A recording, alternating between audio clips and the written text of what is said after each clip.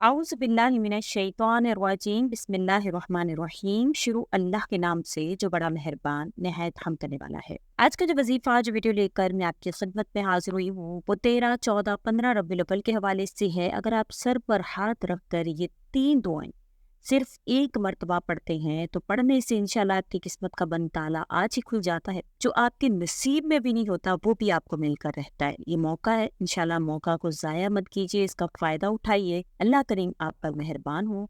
आपने इस वीडियो को गौर और तवज्जो से सुनना है, इंशाल्लाह ताला आपको इसका मुकम्मल फ़ायदा हासिल होगा। उससे पहले मैं गुजारिश करना चाहूँगी कि अगर आप मेरे चैनल पर नए हैं या मुझे पहली मर्तबा सुन रहे हैं तो मेरे चैनल को सब्सक्राइब ज़रूर कर दें। मज़ीद अपडेट्स हासिल करना चाहते हैं तो सब्सक्राइब के बटन के साथ जो नोटिफिकेशन का बटन है उसको भी ज़रूर प्रेस करें ताकि मेरी हर नई वीडियो आपके पास नोटिफिकेशन की सूरत में पहुंचती रहे। जैसे कि मैंने जिक्र किया है कि आज का अमल बड़ा ही ख़ास है, 3 दुआओं के हवाले से है। 13, 14, 15 रबीउल अव्वल का ये ख़ास वजीफ़ा है जो सर पर हाथ रख कर आपने करना है। बहुत मुख्तसर सा अमल है जो आपकी किस्मत के बंद ताले को खोलेगा। जो आपके नसीब में नहीं है वो भी आपको हासिल करवा देगा। एक बात को सबसे पहले तो समझ लीजिए कि इंसान की जो किस्मत है, जो नसीब है, वो अल्लाह ताला ने बेशक लिख दिया है, लेकिन उसको इख्तियार दिया है दुआओं का। दुआओं के ज़रिए, इल्तिजाओं के ज़रिए, सदाओं के ज़रिए वो अपनी किस्मत को अल्लाह से बदलवा सकता है। बेशक जो इंसान की किस्मत है वो 2 तरह की होती है। एक किस्मत जो है वो किस्मत मुबरम है, एक मुअल्लक है। किस्मत मुबरम वो होती है जैसे कि आपकी ज़िंदगी और मौत, और उसके अलावा जो मुअल्लक किस्मत है वो लटकी होती है आपकी दुआओं के सहारे, आपकी इल्तिजाओं के सहारे। जो भी इंसान इस बात का यकीन रखता है कि मेरे अल्लाह ने मेरे नसीब में जो लिख दिया इंशाल्लाह वो मुझे पहुंच कर रहेगा। लेकिन एक बात को गौर और तवज्जो से समझ लीजिए कि हर इंसान की ज़िंदगी में अल्लाह ताला ने अच्छा भी लिखा है और बुरा भी लिखा है, और ये फैसला इंसान पर छोड़ा है। 2 रास्ते हर इंसान की ज़िंदगी में है। अगर इस रास्ते पर चलेगा तो इसकी इतनी ज़िंदगी होगी, इसको ये मिलेगा, इसको ये हासिल होगा। अगर ये इस रास्ते पर चलेगा तो इसकी ज़िंदगी जो है वो इतनी कम होगी, इसको ये हासिल होना था लेकिन नहीं हुआ क्योंकि इसने वो अमल नहीं किया जो इसको करना चाहिए था। तो इस बात को अपने दिमाग में बिठाइए कि ऐसा नहीं है कि जो आपकी किस्मत में लिख दिया गया है आपको वही मिलेगा। अब आप उसको बदल नहीं सकते, बेशक आप उसको बदल सकते हैं। इसको एक रिवायत नबी करीम सल्लल्लाहु अलैहि वसल्लम के हवाले से ज़िक्र किया जाता है कि आप सल्लल्लाहु अलैहि वसल्लम ने फरमाया कि बेशक अल्लाह ताला ने जो लोग जन्नत में जाएंगे उनके नाम लिख दिए हैं, उनके कबीलों के नाम लिख दिए हैं, और जो लोग दोज़ख में जाएंगे उनके भी जो है वो लोहे महफूज में महफूज हैं।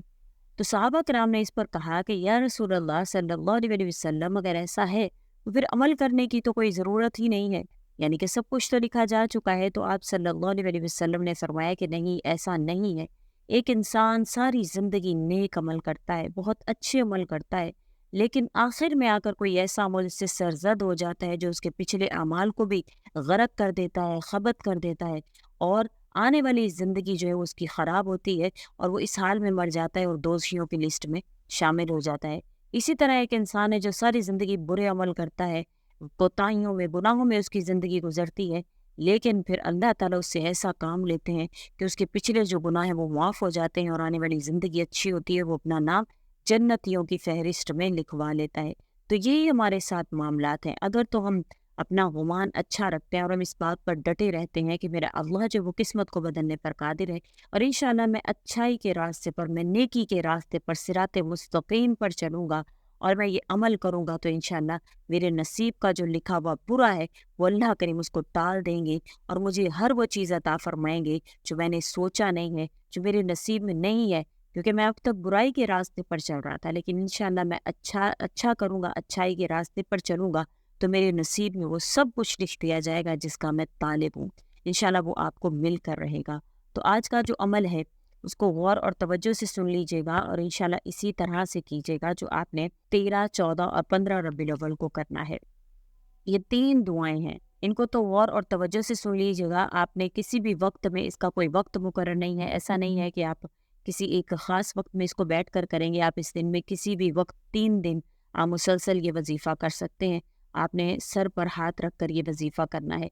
और इसके अलावा मैं एक और बात ज़िक्र कर दूँ कि बाज़ औक़ात ऐसा होता है कि आप और वज़ाइफ़ कर रहे होते हैं साथ-साथ, और आप पूछते हैं क्या इसके साथ हम ये भी वज़ीफ़ा कर सकते हैं? तो इसका भी कोई मसला नहीं है। आप चाहे जो भी वज़ीफ़ा कर रहे हैं इसके साथ मिलाकर आप ये भी वज़ीफ़ा कर सकते हैं, क्योंकि ये कोई دعائیں ہیں یہ کوئی ایسا عمل نہیں ہے، کوئی چلہ نہیں ہے کہ آپ اس کو دوسرے کے ساتھ ملا کر نہیں کر سکتے، تو یہ بہت ہی آسان سا عمل ہے۔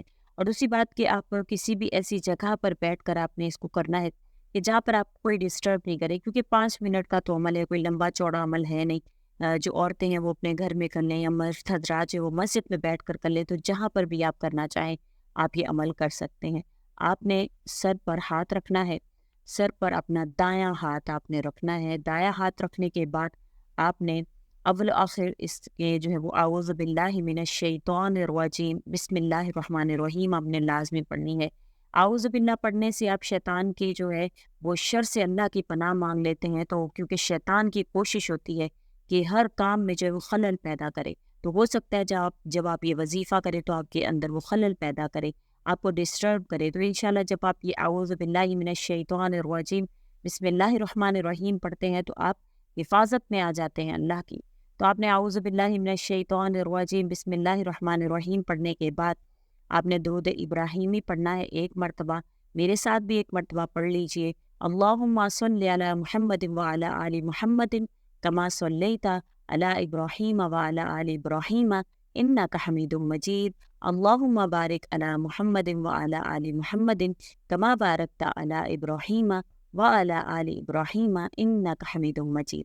یہ درود شریف پڑھنے کے بعد آپ نے اپنا دایاں ہاتھ سر پر رکھنا ہے اور آپ نے یہ پہلی دعا اللہم انی اسألک فعل الخیرات وترک المنکرات وحب المساکین وان تغفر لی وترحمنی واذا اردت فتنة فی قوم فتوفنی غیر مفتون واسألک حبک وحب من یحبک وحب عمل یقربنی الی حبک۔ دوسری دعا ہے اللہم رب جبرائیل و میکائیل و اسرافیل فاطر السماوات والارض عالم الغیب والشہادت انت تحکم بین عبادک فیما کانوا فیہ یختلفون اہدنی لما اختلف فیہ من الحق باذنک انک تہدی من تشاء الی صراط مستقیم۔ دوسری دعا ہے اور تیسری دعا اللہم انی اعوذ بک من العجز والکسل والجبن والبخل والحرم والکسوۃ والغفلۃ والعیلۃ والذلۃ والمسکنۃ واعوذ بک من الفقر والکفر والفسوق والشقاق والنفاق والسمعۃ والرئاء واعوذ بک من السمم والبکم والجنون والجذام والبرص وسیء الاسقام۔ یہ دعائیں ہیں، یہ آپ نے تینوں دعائیں سر پر ہاتھ رکھ کر اسی طرح سے آپ نے پڑھ لینی ہے۔ پھر اس کے بعد سورۃ البقرہ کی جو آخری 2 آیات ہیں اس کی آپ نے تلاوت کرنی ہے، کیونکہ یہ جو سورۃ بقرہ کی جو آخری 2 آیات ہیں اس کے حوالے سے ابن عباس رضی اللہ تعالیٰ عنہما فرماتے ہیں کہ ایک دن جبرائیل علیہ الصلوۃ والسلام نبی کریم صلی اللہ علیہ وسلم کے پاس بیٹھے ہوئے تھے، تو ایک آواز بڑے زور کی سنی، دروازہ کھلنے کی، اور اپنا سر اٹھایا، اور جبرائیل علیہ الصلوۃ والسلام نے کہا کہ یہ ایک دروازہ ہے آسمان کا کہ آج کھلا ہے، جو کبھی نہیں کھلا تھا مگر آج کے دن پھر اس سے ایک فرشتہ ہوتا ہے۔ جبرائیل علیہ الصلوۃ والسلام نے فرمایا کہ یہ فرشتہ جو زمین پر اترا ہے وہ کبھی بھی نہیں اترا سوائے آج کے۔ اس نے سلام کیا اور کہا خوشخبری ہو آپ کو 2 نوروں کی، آپ صلی اللہ علیہ وسلم کو جو عطا فرمائے گئے ہیں۔ یہ جو حروف ہیں ان کے حوالے سے فرمایا گیا ہے کہ اس کے ہر حرف کے بدلے اللہ تعالیٰ نور نازل فرماتے ہیں۔ تو آپ نے سورۃ البقرہ کی آخری 2 آیات آمن الرسول سے فانصرنا علی القوم الکافرین تک آپ نے یہ بھی پڑھ لینی ہے۔ اب اس کو انشاءاللہ تعالیٰ آپ نے سر پر ہاتھ رکھ کر پڑھنا ہے، پھر اس کے بعد آپ کی جو حاجت ہے، جو دعا ہے اللہ سے مانگیں، انشاءاللہ جو آپ مانگیں گے وہ آپ کو ضرور مل کر رہے گا۔ امید کرتی ہوں آپ کو میری ویڈیو اچھی لگی ہوگی، اگر اچھی لگی ہے تو لائک کریں، شیئر کریں اور میرے چینل کو سبسکرائب بھی ضرور کر دیں۔ اسی کے ساتھ اجازت چاہوں گی، اللہ حافظ۔